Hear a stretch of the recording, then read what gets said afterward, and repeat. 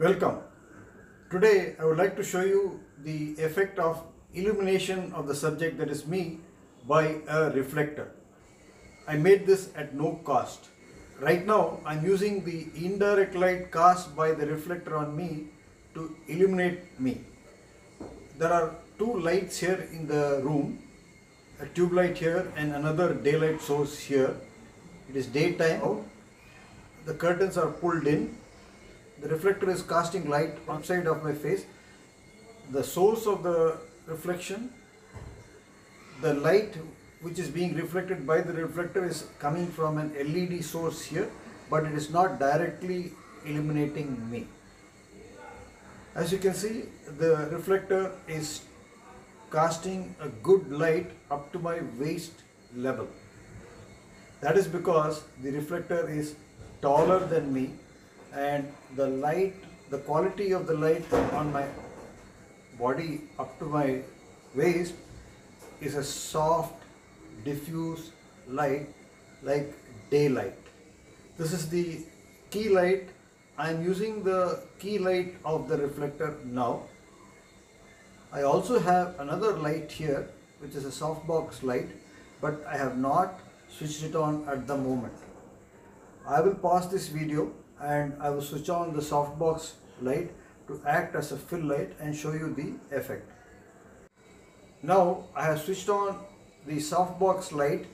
This is now serving as the key light now because its intensity is higher than the light cast by the reflected light from the reflector. The softbox light is also providing a large source of diffuse light, soft light, and the reflector is also providing a source of large diffuse light. The light from the reflector is sufficient to illuminate the upper part of my body from my hair to my waist. So with this balanced lighting, I am getting very good illumination. I am pleased to share with you the construction of a simple reflector and a reflector stand. A reflector offers a broad source of daylight when a light is shown on it. I made my reflector with a sheet of thermocol, and I am going to paste silver foil on it. The reflector is held on a PVC stand. This is the construction of the PVC stand, and you can see a little bit details of it. This reflector is fastened to this PVC long pole here in the center. The stand has got a base here, and the stand has got a support extending backwards so that the reflector will not topple or tip over. Now, when I paste silver foil on it and a light is shown on the reflector, there will be a big beam of light cast over the subject, which will fill in as a fill light. It can also be used as a key light under ideal circumstances and sunlight when you want to shoot some subject when you want to film in the open and the sunlight is too harsh. You can use this reflector to reflect natural sunlight onto the subject and get a very good light source. The thermocol is here. It measures about 4 feet length and 16 inches in width. I'm going to paste silver foil over it here along its length with Fevicol, and then it will become a very good reflective surface. Now I have pasted silver foil on the thermocol and it has become a reflective surface now. I have set it to dry. As I pointed out earlier, it will be fixed to the light stand through a string over here passed through the thermocol and another string here at the bottom. So now this reflector is placed against the background of a sunlit area, and you can see that it is reflecting light from there. So when a proper light is shown over it, the reflection will be more, and it will be a very broad source of soft light shining on the subject. The main advantage of this reflector is that it is extremely light and portable. So see, I can just lift it by 2 fingers, and therefore it can be suspended and transported very easily. Now let's have a close look at the light stand. The light stand has been made out of 3/4 inch electrical PVC, which is extremely light.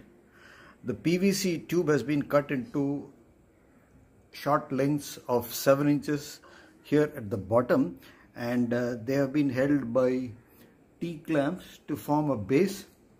From the center of one of these assembled base arises a length of PVC. The length of this PVC can be adjusted to your height, and it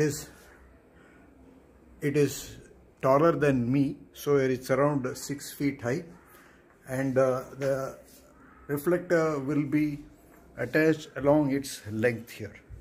Since the stand might have a tendency to topple over, I have adjusted for this by constructing an extension here at the back with a T-coupler which has been cut here in the center, and this T-coupler, there is a 1 foot length of PVC, and there's a elbow here, and from that elbow there's another length of PVC which goes to the floor. So overall you can see that this PVC stand is quite stable. It is standing by itself, and when one hangs the reflector on it with a piece of string, as I have shown you earlier, it should be pretty stable.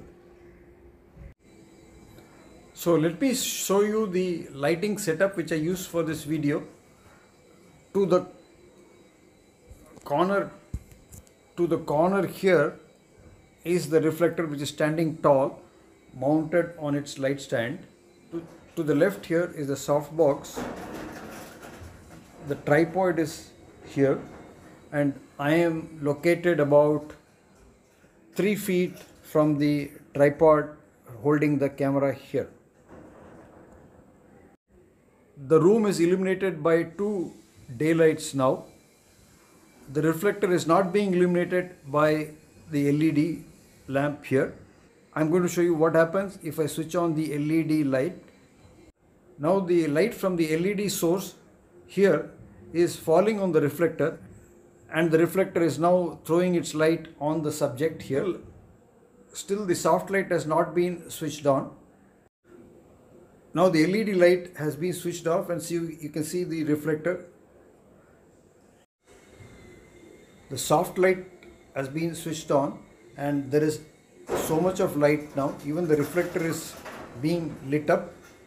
I strive to bring to you do-it-yourself videos. If you like this video, kindly subscribe to my channel, share it, hit the bell icon to receive further notifications. I'll see you in the next video. Bye.